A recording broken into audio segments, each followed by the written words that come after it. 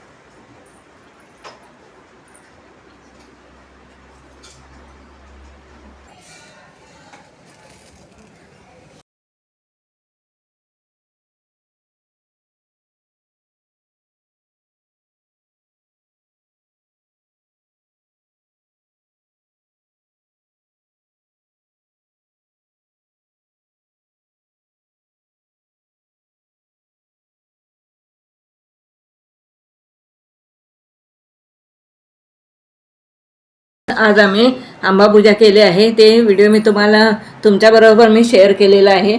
तर तुमचं पण मुलाबाळांचं तुमचं सर्वांचं चांगलं हो ह्या हिशोबानेच मी तुम्हाला पण दाखवलेलं आहे. तरी लीलाज हॅपी लाईफला सबस्क्राईब नक्की करा. आता आपण भेटू पुढच्या व्हिडिओमध्ये. तोपर्यंत स्वतःची काळजी घ्या. थँक्यू.